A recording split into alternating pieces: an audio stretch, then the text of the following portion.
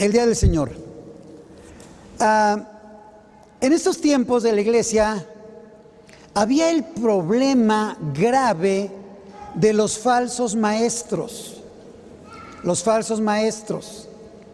En la iglesia primitiva se estaban infiltrando enseñanzas erróneas, equivocadas, muchísimas con mala intención, con la intención de desbaratar a la iglesia, que la obra de nuestro Señor Jesucristo quedara ahí, parada, terminada. Entonces había mucha gente que se estaba infiltrando en las iglesias con enseñanzas equivocadas, falsos maestros. Queridos hermanos del capítulo 3, queridos hermanos, esta es ya la segunda carta que les escribo. En las dos he procurado refrescarles la memoria para que con una mente íntegra recuerden las palabras de los santos profetas pronunciaron en el pasado y el mandamiento que dio nuestro Señor y Salvador por medio de los apóstoles. Así empieza el tercer capítulo, que es el último. Pone Pedro a los profetas del Antiguo Testamento que fueron inspirados por Dios al mismo plano de los apóstoles que recibieron de primera mano la enseñanza de nuestro Señor Jesucristo. ¿Sí? Los pone al mismo nivel.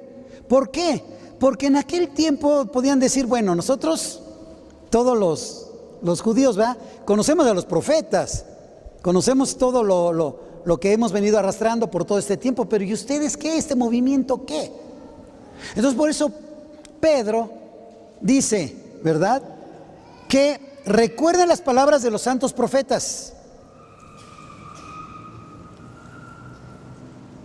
Ellos las pronunciaron en el pasado. Y el mandamiento que dio nuestro Señor y Salvador por medio de los apóstoles, para que entendieran que estamos hablando en el mismo nivel, que los apóstoles, ¿verdad?, estaban en el mismo nivel.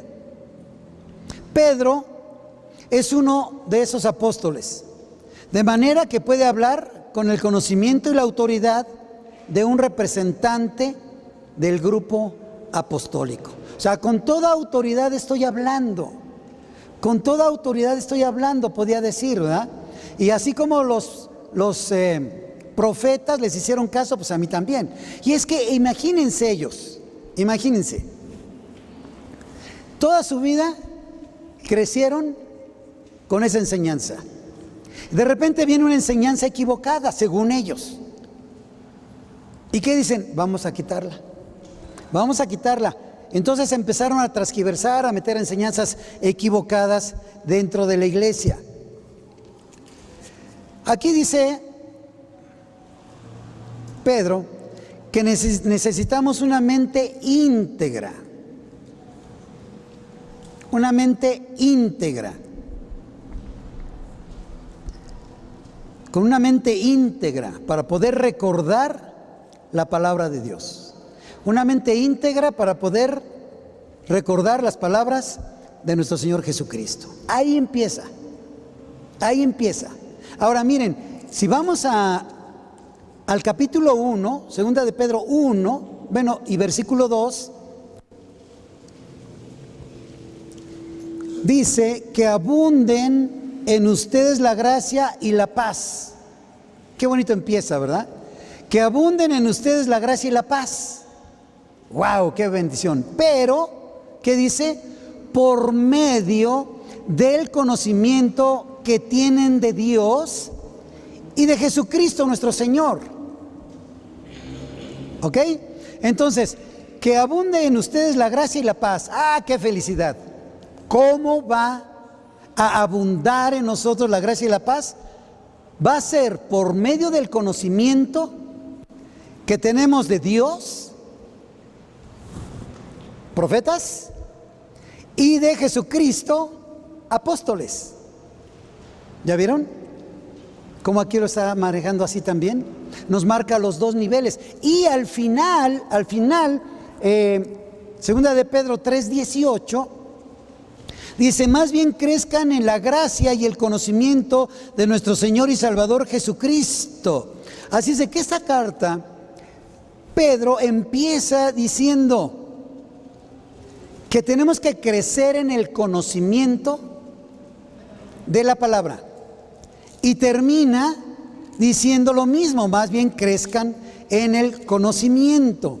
Y en el versículo 3 que dice que debemos tener una mente íntegra para recordar la palabra. La palabra. Solamente cuando nos profundizamos en la palabra es como vamos a conocer más y crecer más. Un compromiso o un conocimiento ligero de la palabra, diciendo pues con lo que leo está bien, produce cristianos superficiales. Fíjense, wow, un conocimiento ligero produce cristianos superficiales. Por eso te das cuenta luego que hay cristianos que cometen cosas que dices, oye, ¿cómo le hiciste? Pues porque están así, nada más, en la orillita, ¿verdad? Si estudiamos la palabra nada más así, ligeramente, pues va a haber cristianos ligeritos, ¿verdad? Pero por eso Pedro lo que nos está diciendo es, conozcan más, métanse más y van a ver las maravillas tan hermosas que hay más adelante. Entonces no queremos cristianos superficiales, sino que por medio del conocimiento conozcamos más la gracia y el poder de nuestro Señor Jesucristo. Amén. Ok, entonces vamos a pescar. No se hizo pescadores, ¿verdad? En el versículo 3 dice, ante todo, deben saber que en los últimos días vendrá gente burlona. ¿Alguien sabe de esto o conoce a alguien así? Sí, mira, ¿no? Todos dicen que sí. Cuando habla de gente burlona, está hablando de gente que no tiene conocimiento de lo que es la palabra. Y está haciendo referencia también en el capítulo 2, que hablaba de los mismos falsos maestros, falsos profetas, ¿verdad? Gente que no conoce, gente que no sabe. Pero nosotros, con el poder que tenemos de nuestro Señor Jesucristo, vamos a llevar el mensaje a toda criatura, Fíjense lo que decía entonces esa gente burlona. ¿Qué decía en el versículo 4? ¿Qué hubo de esa promesa de su venida? ¿Qué pasó con su venida? En ese tiempo estaban diciendo, a ver, ¿qué pasó? ¿No dijeron que iba a regresar Jesucristo? ¿Qué pasó? ¿No que iba a venir? A ver. Digo, en plan burlón, ¿verdad? ¿Qué pasó? Ahí está. ¿No que iba a venir? Y mira, nada, no pasa nada todavía, ¿no? Ellos argumentaban, su argumento contra el regreso de Cristo era que como hasta ese momento no había pasado nada, entonces no pasaría nada. ¿Sí me entienden? Como no ha pasado nada hasta ese momento, entonces no va a pasar. Como no ha venido aquí ya, ¿verdad? Por el año 60 y tantos, entonces ya no va a venir. Ese era su argumento que ellos tenían. Eso era. ¿Saben que la palabra dice que Cristo viene? ¿Sí o no? La palabra dice que viene o que no viene. Cristo viene. Ahora, si nosotros dudamos en ese sentido, vamos a caer en incredulidad. No creemos a la palabra. La palabra dice que Él viene, ¿cierto? Viene. Entonces tenemos que creer que Él viene. Si no, podemos caer en un desánimo. Ahí está. Yo ya tengo 30 años en el Evangelio, 10 o 15 y no viene. Ese desánimo produce apatía de las cosas de Dios. Un enfriamiento y por último, apartarse. Pero la Biblia dice, Cristo viene, el día del Señor vendrá. vendrá. Entonces, ¿qué pasó? Porque todavía no viene. No sé si te has preguntado, pero ese es un tema que hay que reflexionar mucho y entender mucho. ¿Saben qué estaban diciendo sus personajes? Dice, nuestros padres murieron y no llegó. ¿Sí? Nuestros padres murieron. Y luego dicen más allá, dice, y nada ha cambiado desde el principio de la creación. Fíjense lo que estaban diciendo los falsos. Nuestros padres murieron y no llegó. Y nada ha cambiado desde el principio de la creación. ¿Qué dice el versículo 5? Dice Pedro, pero intencionalmente olvidan que desde tiempos antiguos, por la palabra de Dios, existió el cielo y también la tierra. Por la palabra de Dios. Que surgió del agua y mediante el agua. 6. Y por la palabra y el agua, el mundo de aquel entonces pereció inundado. Fíjense, el segundo juicio pereció inundado. O sea, les está refrescando la memoria. Por eso dice, les voy a refrescar la memoria, ¿verdad? O sea, ustedes dicen que desde el principio de la creación hasta ahorita no ha pasado nada. ¿Qué pasó con el diluvio? ¿No ha pasado nada? ¿Qué pasó con el diluvio? ¿Qué pasó? Quizás estaban confundidos ellos pensando que la segunda venida de nuestro Señor Jesucristo iba a ser como la primera. Pues va a venir a estar con nosotros, a enseñarnos, a predicarnos, pero se les olvidaba que hay un juicio. Por eso aquí Pedro les empieza a decir, ¿verdad? Ustedes hacen caso omiso del diluvio, que eso fue claramente una intervención divina. Y ellos dicen, no ha pasado nada desde la creación hasta ahorita. Pedro les está recordando del diluvio, que fue el segundo juicio, pero yo les voy a recordar desde el primero. La primera dispensación de la que habla la Escritura fue la edénica. Fue la primera dispensación, la edénica. Y terminó en un juicio con la expulsión del huerto del Edén. ¿Sí? La primera. La segunda es la dispensación antidiluviana, que terminó con juicio, el diluvio. La tercera, la postdiluviana, que terminó en juicio con Babel, en la Torre de Babel. La cuarta dispensación fue la patriarcal, y también terminó un juicio con esclavitud. ¿Se recuerdan? Ay, qué bueno, porque dice que hay que tener la mente limpia para estar recordando, ¿verdad? 5, la dispensación legal. Vino la ley, ¿recuerdan?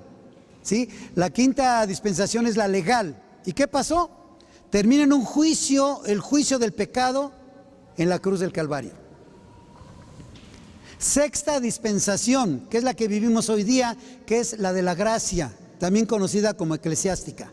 Ese es el tiempo que estamos viviendo ahora, ¿sí? El tiempo de la gracia, ¿sí? ¿Cómo va a terminar? ¿Juicio?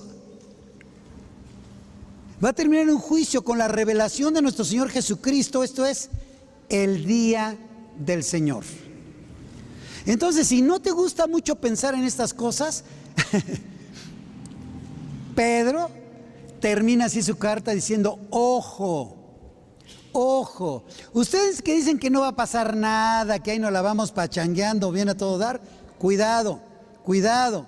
Si tú no te adentras mucho a la palabra de Dios, y menos cuando se habla del día del Señor, y lo ves como algo que pasará, o más bien que no pasará, pero no te preparas para ese día, cuidado, cuidado, porque el Señor viene, va a llegar el día del Señor. ¿Qué dice el versículo 8? Pedro vuelve a decir, pero no olviden, queridos hermanos, que para el Señor un día es como 1000 años y 1000 años como un día. Entonces Dios no concibe el tiempo como lo concebimos nosotros los seres humanos, ¿verdad? Él no lo concibe igual. ¿Por qué? Porque Él está muchísimo más arriba de nosotros. Nuestra mente es finita y la de Él es infinita. Por eso dice, miren, es que 1000 años va a ser como un día, o un día como 1000 años. No entendamos los tiempos del Señor, porque son sus tiempos, no nuestros tiempos. Hay algo interesante. La demora de la segunda venida de Jesucristo no significa que no va a volver. ¿Sí me entienden? La demora de la segunda venida de nuestro Señor Jesucristo no significa que Él no va a volver. La aparente tardanza de Dios en cuanto a ejecutar la consumación de todas las obras no es resultado de su indiferencia, que ya se olvidó de nosotros o de su promesa. No es resultado de su indiferencia, es resultado de su paciencia. Miren el versículo 9. El Señor no tarda en cumplir su promesa, según entienden algunos la tardanza. Más bien Él tiene paciencia con ustedes porque no quiere que nadie perezca, sino que todos se arrepientan. ¿Ya están viendo una de las razones por la cual el Señor no ha llegado? No es que se le olvidó su promesa, no es que sea indiferente a lo que está pasando, sino que es a causa de su paciencia, de su amor por los perdidos. ¿Por qué? Porque Él espera que todos lleguen al arrepentimiento, incluyendo a muchos de su iglesia. Wow. Fíjense el versículo 10. Dice, pero el día del Señor vendrá como un ladrón. Como un ladrón. En aquel día los cielos desaparecerán con un estruendo espantoso, los elementos serán destruidos por el fuego y la tierra con todo lo que hay en ella será quemada. Y luego miren, el apóstol hace una pregunta en el versículo 11. Ya que todo será destruido de esta manera, ¿no deberían vivir ustedes como Dios manda? Ay, ay, ay. ¿No deberíamos vivir como Dios manda? Si todo va a ser destruido de esta manera, ¿no deberíamos vivir mejor como Dios manda? Y esto, el apóstol Pedro como que lo está encapsulando. O sea, no te está diciendo, si todo esto va a ser destruido de esta manera, ¿no deberían amar al prójimo, no robar, no matar, no codiciar y sacar toda la lista? No lo encapsula en esto nada más. Vivan como Dios manda. Lo mismo que nuestro Señor Jesucristo. Ustedes recuerdan cuando le preguntaron cuál es el más importante de los mandamientos, ¿verdad? ¿Y qué dijo? Amarás al Señor tu Dios con todo. Con todo, con todo, con todo. Y el segundo es parecido. ¿Cuál es? ¿Amar a quién? A nuestro prójimo. Sencillo. Si amas a Dios con toda tu mente, con todo tu corazón, con todas tus fuerzas, con todo, y a tu prójimo lo amas como a ti mismo, ¿para qué no matarás? ¿No robarás? Obedece a tu padre y a tu madre. No codiciarás. Ahí se resume, ¿verdad? Lo mismo, el apóstol Pedro aquí está diciendo, miren, les voy a refrescar la memoria, pero no les voy a decir otra vez todo. Simplemente vivan como Dios manda. Simple, aquí se los encapsulo. Y ahora Dios nos lo está encapsulando a nosotros también. Y nos dice, vivan como yo quiero. Ahora, dentro de esta pregunta, también el apóstol nos está dando la respuesta. ¿Por qué? Dice, pero ¿no deberían vivir ustedes como Dios manda? Y luego dice, siguiendo una conducta intachable. Siguiendo una conducta intachable y esperando ansiosamente la venida del día de Dios. Ahí nos da la pregunta y nos da la respuesta. Tenemos que vivir de una manera intachable, que es como Dios manda, esperando ansiosamente la venida del Señor. Miren, si nosotros vivimos esperando ansiosamente la venida del Señor, vamos a vivir intachablemente. Pero luego se nos olvida que Él viene. Pues desde que llegué al cristianismo me dijeron que Él viene y Él viene y Él viene y Él viene. ¿Y por qué no viene? ¿Qué está pasando? Y eso nos puede traer un enfriamiento. Si la palabra dice que Él viene, punto, Él viene. ¿Sí me entienden? Porque mira, luego decimos, aquí en la palabra dice que por su llegada soy sano, lloro por mi sanidad. Luego acá dice la palabra que Él viene. ¿Y si vendrá? ¿Y por qué se ha tardado? ¿Y por qué no ha llegado? O creemos la palabra o no la creemos, ¿verdad? Simple. Entonces, ¿qué dice? ¿Por qué no ha llegado? ¿Qué ha pasado? ¿Qué ha pasado? ¿Por qué el día del Señor no ha llegado? No sé si te lo has preguntado alguna vez. ¿Por qué no viene? Porque ya, Señor, mejor ya ven. Vamos a ver.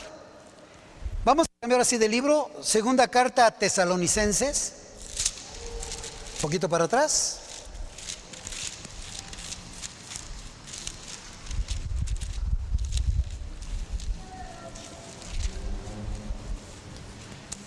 Segunda carta de Tesalonicenses, capítulo 2.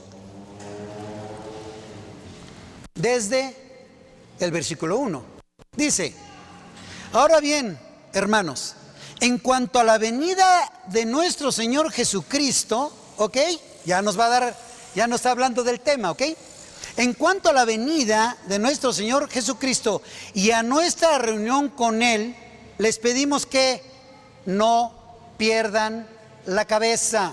Una vez más, no se dejen engañar, no pierdan la cabeza, ni se alarmen por ciertas profecías ni mensajes orales o escritos supuestamente nuestros que digan, ya llegó el día del Señor. No se dejen engañar de ninguna manera, porque primero tiene que llegar la rebelión contra Dios y manifestarse el hombre de maldad, el destructor por naturaleza. Ok, ¿por qué no ha venido? Primero, ¿qué tiene que pasar? Primero tiene que manifestarse el hombre de maldad. Eso es lo que tiene que pasar primero. Manifestarse el hombre de maldad, ¿sí? El destructor por naturaleza. Este se opone y se levanta contra todo lo que lleva el nombre de Dios. Eso es lo primero que va a pasar. Ahora, pero miren lo que dice más adelante, en el versículo 6. Ahora sí, fíjense bien. Bien saben que hay algo que detiene a ese hombre a fin de que él se manifieste a su debido tiempo. Ok, ya vamos mejor. ¿Sí? Estamos esperando la segunda venida de nuestro Señor Jesucristo, ¿ok? El día del Señor. Lo estamos esperando. Pero primero tiene que manifestarse el hombre de maldad. ¿Sí? ¿Estamos bien? Ok. Pero dice que hay algo que lo detiene. Algo que tiene que ser primero quitado para que Él se manifieste en su totalidad. Fíjense lo que dice el versículo 7. Es cierto que el misterio de la maldad ya está ejerciendo su poder. ¿Estamos bien? ¿Lo podemos ver? ¿Lo podemos ver? ¿Cómo este misterio de la maldad ya está ejerciendo su poder? Lo estamos viendo en las noticias, lo estamos viendo en todas partes, en nuestro país, por desgracia. Lo estamos viendo. Ya está ejerciendo su poder. Es cierto que el misterio de la maldad ya está ejerciendo su poder, pero falta que se ha quitado de en medio el que ahora lo detiene. ¿Okay? Hay algo que lo detiene para que se manifieste en su totalidad ese hombre de maldad, el anticristo. Fíjense, hay algo que lo está deteniendo. Por eso todavía no se ha bajado en su totalidad, aunque ya está manifiesto, ¿verdad? Ese misterio de la maldad tan grande, todavía hay algo que lo está deteniendo. Hay algo que lo está deteniendo. Algo lo detiene. ¿Qué es ese algo? Pablo declara aquí que aunque la influencia del anticristo ya se puede sentir, está frenada. Y falta que se ha quitado de en medio lo que ahora lo está deteniendo. Y ese algo que lo está deteniendo para que se manifieste en toda su maldad plenamente es Dios. Es Dios. Dios, y el instrumento para restringir que se manifieste en su totalidad este hombre de maldad es la iglesia. Fíjense, o sea, Dios, ¿se acuerdan que somos sus manos, somos sus pies, verdad? Bueno, pues Dios es el que está deteniendo para que se manifieste en su totalidad este personaje, el anticristo. ¿Y cómo lo hace? A través de la iglesia, de todos nosotros. Cristo vive en nuestro corazón, Cristo vive en nosotros, ¿verdad? Dios está en nosotros. Entonces, a través de nosotros es como se está deteniendo que se manifieste en su totalidad ese hombre de maldad. Ese hombre de maldad. Qué tremendo, qué tremendo. Ahora, falta que se ha quitado lo que ahora lo detiene, ¿verdad? ¿Qué quiere decir? Que va a llegar un tiempo en que esto, es la iglesia, todos que estamos deteniendo con nuestras oraciones, con nuestra intercesión, con el mensaje que estamos dando, ¿verdad? Va a ser quitado. Va a ser quitado. Y entonces se va a manifestar ya ese hombre de maldad completamente, ¿sí? ¿Cómo va a ser quitado eso que está deteniendo ahora? Vamos un poquito a la primera carta, primera de Tesalonicenses 4:13.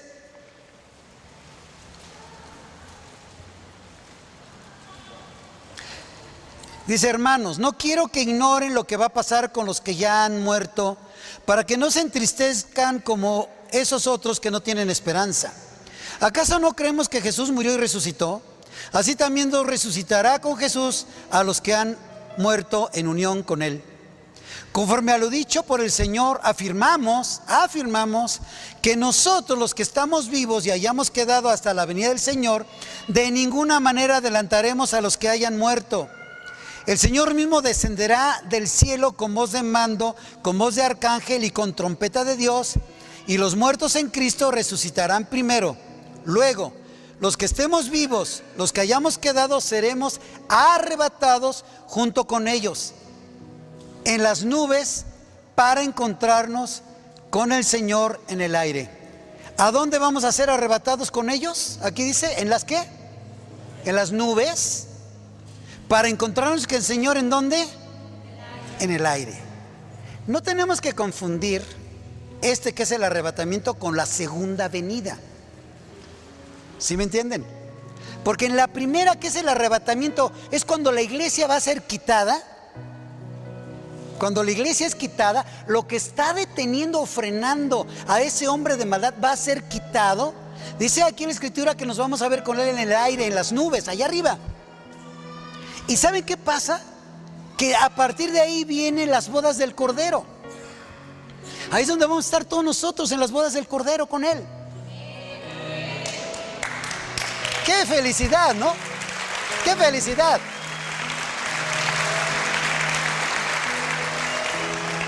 Pero cuando es quitado esto que está deteniendo, entonces es cuando aquí en la tierra se manifiesta el hombre de maldad. Daniel lo marca en semanas, pero son años también. Y dice que van a ser 7 años. Los primeros 3.5 años de aparente paz. Uy, qué padre, mira, el anticristo que nos gobierna a todos y que no sé qué, y bla, bla, bla.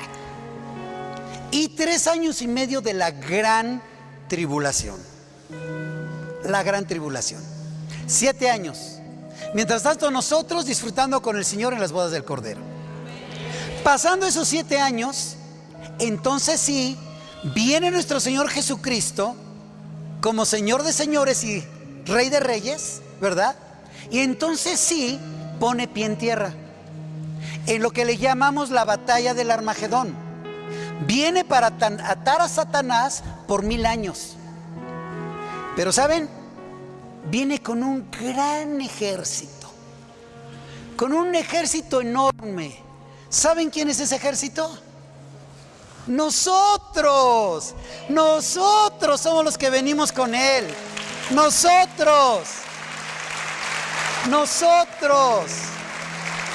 Y vamos a reinar con Él 1000 años. No habrá llanto, no habrá muerte, no habrá... Por eso dice Pedro más adelante que va a haber, como la tierra va a ser destruida, va a ser cielos nuevos y tierra nueva. Esa es la promesa que tenemos de nuestro Señor. Eso lo está deteniendo.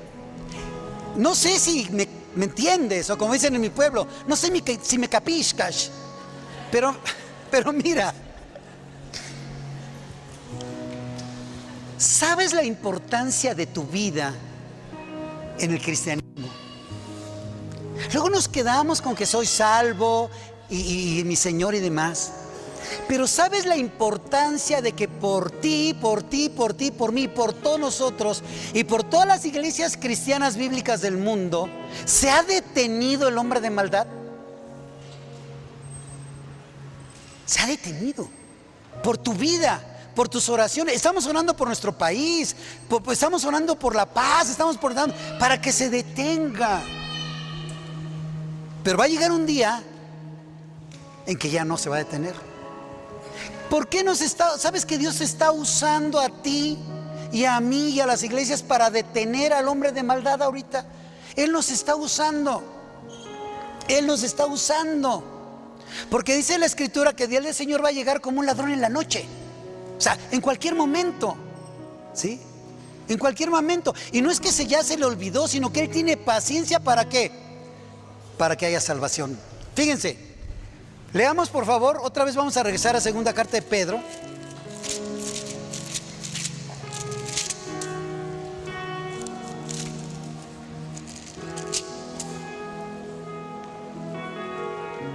Versículo 13 dice: pero según su promesa esperamos un cielo nuevo, una tierra nueva en los que habita la justicia. Por eso, queridos hermanos, mientras esperan estos acontecimientos, ¿cuáles? Todos estos acontecimientos. Mientras esperamos todos estos acontecimientos, esfuércense para que Dios los halle sin mancha y sin defecto y en paz con Él. No es fácil, tenemos que esforzarnos para que Él nos halle sin mancha y sin defecto y en paz con Él. Esa es la exhortación. Que no se nos olvide lo que estamos esperando. Que no se nos olvide cuál es nuestro trabajo. Porque miren, luego no hacemos, sabemos que estamos intercediendo, pero luego se nos olvida que una de las intercesiones que está haciendo la iglesia en general es deteniendo al hombre de maldad para que no se manifieste en su plenitud. 15, subrayenlo. Tengan presente, fíjense, tengan presente que la paciencia de nuestro Señor significa ¿qué? La paciencia de nuestro Señor significa salvación. Esto es, si Cristo viene ahorita, ¿cuánta gente no va a ser salva? ¿Sí me entienden? Tenemos que apresurarnos a dar el mensaje. Así como por medio de nuestra intercesión y del poder que tenemos como iglesia se está deteniendo el hombre de maldad, pero va a llegar un tiempo en que esto que lo está deteniendo tú y yo vamos a ser arrebatados, y entonces va a llegar. ¿Y qué va a pasar con ellos? Tenemos que apresurarnos a dar el mensaje de salvación. ¿Por qué? Porque lo que vimos, la segunda venida no se ha tardado por indiferencia del Señor, o ya se le olvidó, o más al ratito. es por su paciencia y por su amor a los perdidos. Tengan presente que la paciencia de nuestro Señor significa salvación. Salvación. Eso significa salvación. Salvación. Hermano, yo espero y oro que de verdad entendamos, como dice Pedro al principio, que con nuestra mente sana, limpia, busquemos las profundidades de la palabra del Señor y entendemos lo que estamos viviendo. Entendamos eso. Pedro estaba preocupado por eso. No pasa nada. No, llegó el diluvio, les dijo. ¿Y qué pasó? Y después podemos ver que en cada dispensación ha terminado con juicio. Y ahorita que estamos en esta sexta dispensación de la gracia, va a terminar en un juicio con la venida de nuestro Señor. Un juicio a las naciones. Un juicio a las naciones. Entendamos nuestro papel tan importante en el cristianismo. Y entendamos también que Dios nos demanda vivir una vida como a Él le agrada. Como a Él le agrada. Olvídate de aprenderte los, creo, 3,000 mandamientos o no sé cuánto está en la ley. No, olvídate de eso. Olvídate de eso. Luego los 10 mandamientos hasta nos los enseñan con deditos. Que no nos los aprendemos, ¿verdad? Imagínate todos los demás. Vámonos sencillito, como dicen en mi otro pueblo, sencillito. Vivamos como a Él le agrada, esperando ansiosos la venida de nuestro Señor, porque Él viene, Él viene, Él viene, Él viene. Amén, Él viene.